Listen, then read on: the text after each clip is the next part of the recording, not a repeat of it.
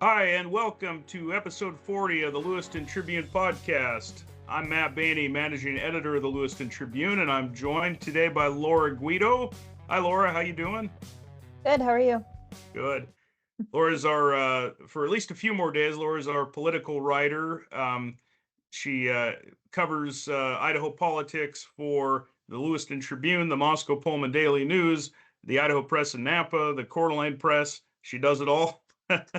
And she's soon departing, but you'll still see her byline a lot. She's going to join up with the Capital Sun, covering much of the same stuff, right, Laura?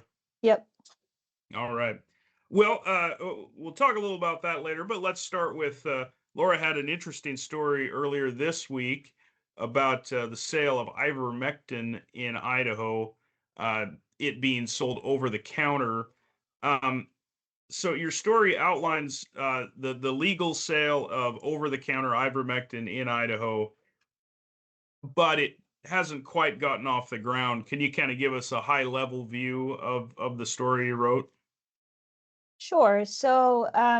In I think one of the last days, if not the last day of the Idaho legislature, um, they passed a bill essentially saying that ivermectin may be sold without a prescription.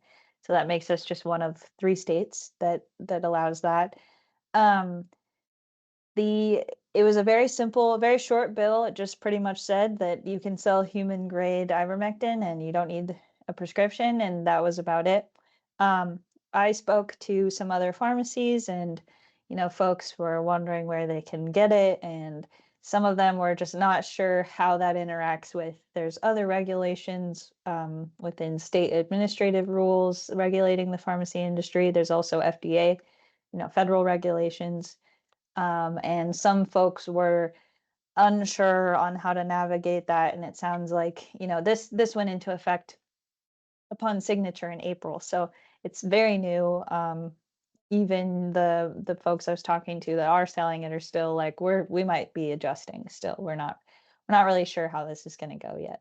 Okay, Laura, let's talk a little about ivermectin itself. It was really kind of a hot button thing during the pandemic. Uh, what can you tell us about ivermectin? Yeah, so I mean, it's been used for a long time.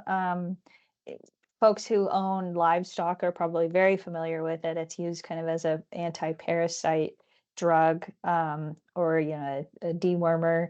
It's used in humans. The FDA has approved it for certain conditions caused by parasites. But during the pandemic, it came up a lot. There were certain folks who said that it could help with COVID. Um, it became very popular among like folks like Joe Rogan. Kind of really, I think, amplified it. His podcast has a huge following, and he advocated for its use, and so it became very popular. The FDA says their current guidance is based on currently available data. They don't recommend it for COVID-19, but it continues to be a popular thing. And many people I talked to said, they heard about people going to the feed store because it's available for animals and getting animal grade product and taking it themselves, or maybe not knowing that this dosage is for a cow size being and not a human, and there were issues with that. And so uh that was largely the impetus for passing the bill. When I talk to people, is like, look, people are getting it, they're maybe not getting it in safe doses or with the proper recommendation. um so let's just at least give them like a human grade product with a human size dose. And it actually sounded like in the reporting you did, people said that there were folks, I think in Idaho, who died of taking the wrong dose of ivermectin, right? Yeah, I've only heard like anecdotal stories. But on the House floor, Representative Jack Nelson, who's from Jerome, said he had acquaintances who were trying to find ivermectin. They ended up getting it through kind of a animal feed store, and he thinks that they took an animal-sized dose, and they later died. I mean, we don't know if it was from the ivermectin, but it definitely gave him pause about the situation. He still voted for the legislation, and when I asked him about it, he said he thought that it would probably be safer if there were labels and uh, proper dosages for human consumption.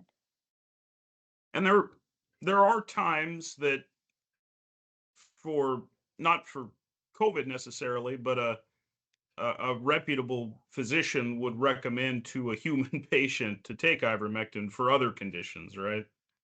Yeah, there's conditions like something called river blindness, and there's a few others where it's commonly prescribed for those conditions, and that's what the FDA recommends it for. I think something like FDA approval, they like to have a lot of research that it will help this cure this or treat this disease before they will put their approval on it. Yeah. So this bill came up during the last session, and I guess yeah, the main impetus seemed to be that people wanted this to be safely available for Idahoans. That was kind of the idea behind it? Yeah, I mean, it's become highly politicized too. You know, just as things are, and I think especially during the pandemic, things just became that way. So I think it became very politically popular among Republicans to make it more available. Um, when I talked to the bill sponsor, Representative Jordan Redman, he said that, he was getting pushed by his constituents to do it. It passed pretty easily in the legislature. I mean, uh, and I say it's popular among Democrats, but like in the House, I think every single person voted for it except for one, and the one was Representative Steve Birch, who is a Democrat, who said he didn't have a problem with the bill necessarily. He just didn't think legislators should be legislating on medication, and he thought it should be left to the industry to regulate. You mentioned Jordan Redman, the sponsor of the bill, who coincidentally owns a pharmacy in Hayden, or is a part of the ownership of the pharmacy. That kind of seems like a bit of a conflict. What did he say about that issue, about this, him being the sponsor of a bill that seems to potentially benefit his business? Yeah, so under the House rules, if there's any potential conflict, they declare what's called a Rule 80. And all that really means is you state that you have a conflict, you state what it is. I'm not even sure it requires that you state what it is, but the leadership prefers that you do. So on the House floor, when he was presenting it, he declared that he owns retail pharmacies. Um, there's one in particular, Medicine Man. There's a location in Hayden that he's listed as one of the owners. And I asked him if owning pharmacies was something that motivated him to bring the legislation, and he said no. So that's all I know. Okay, yeah. Um, and his pharmacy is one of the locations that they are selling ivermectin over the counter. And was there one other one in the state that is selling it over the counter? I think there are some others. It was hard to confirm because a lot of people did not get back to me.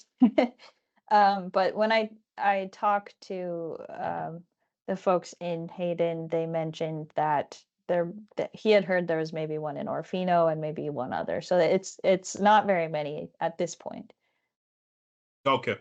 And for the other pharmacies that haven't yet jumped into to selling it over the counter, what's their main concern? Why haven't they done that yet? Yeah, so I talked to a couple other pharmacies. One's in Lewiston and one's here in Boise, and they both kind of had different interpretations of how the regulations would fit with this new law.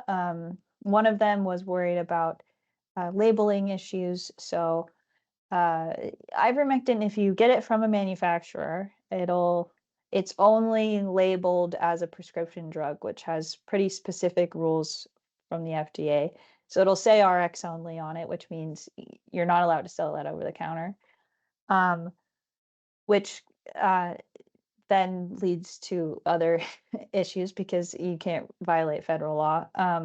How the uh, folks in Hayden were getting around that is they have the capacity to compound their own medication. So they were compounding their own ivermectin, which means they didn't need to get it from a manufacturer and they could create their own label. So that they were able to work around that federal regulation. However, I talked to another pharmacist and he pointed out that there's administrative rules which aren't laws, but they carry the same force as law, that say you can't, in many cases, you can't sell compounded medication without a prescription. Um, so that's where things kind of got complicated, and he was unsure if more legislation was needed in order for them to be able to sell it and be complying with all the proper regulations. Yeah, it could potentially be that maybe the legislature returns next session and has more measures that make it easier for a pharmacy to sell it over the counter. Yeah, I talked to Representative Redmond, and he said that he didn't think that was necessary because the law is so broad. He thought it provided a lot of flexibility, but he also said he was very much open to adding clarity if pharmacies felt like that was necessary to feel confident moving forward.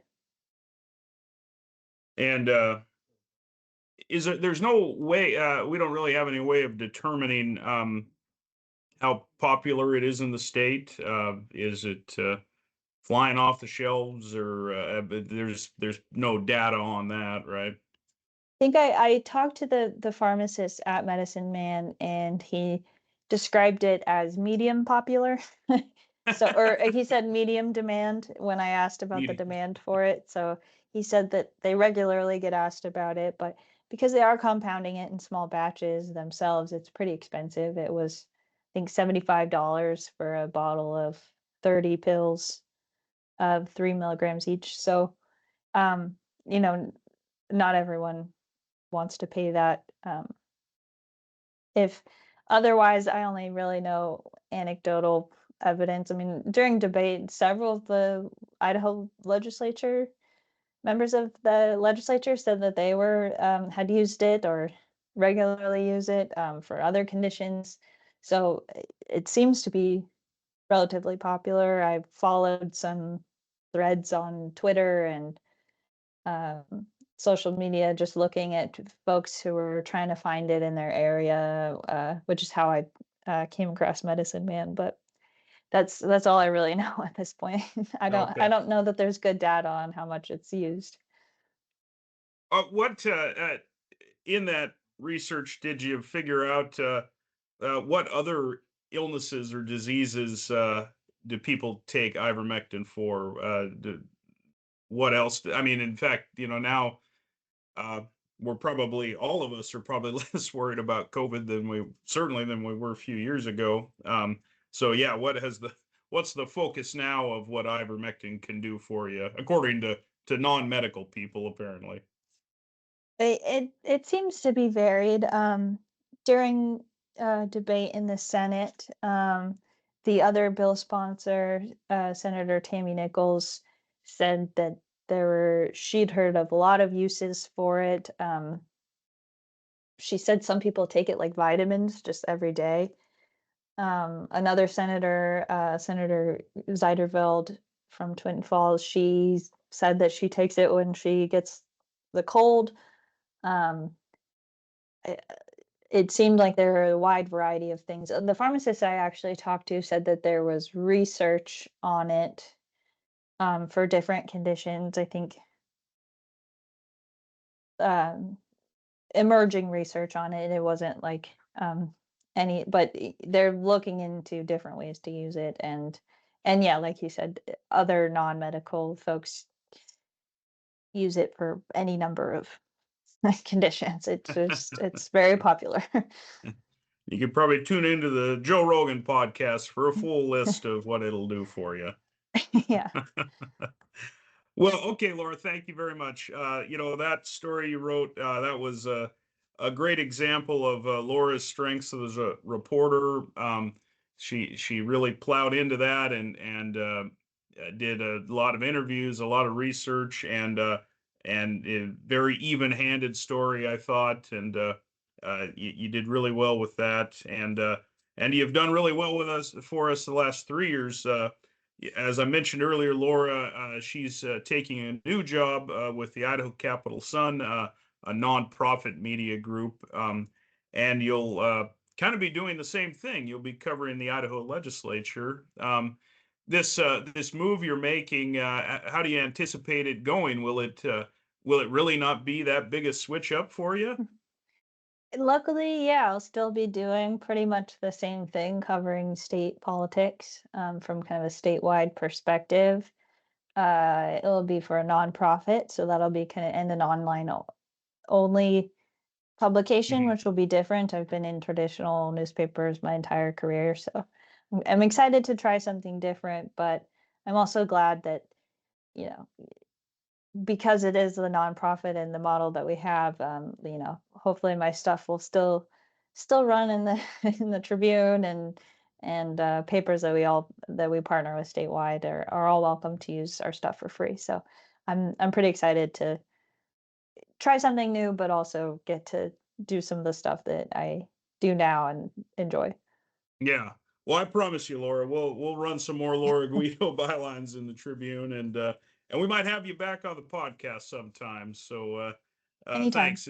Oh, good, good. It's always nice to visit with you, and thanks everybody for tuning into this episode of the Lewiston Tribune podcast. Just a reminder, the podcast is available at lmtribune.com, on our YouTube page, and on all the podcast apps. So be sure to subscribe to us. And we have a new episode every week. And we'll see you next week with another new topic. Thanks for tuning in. Bye bye.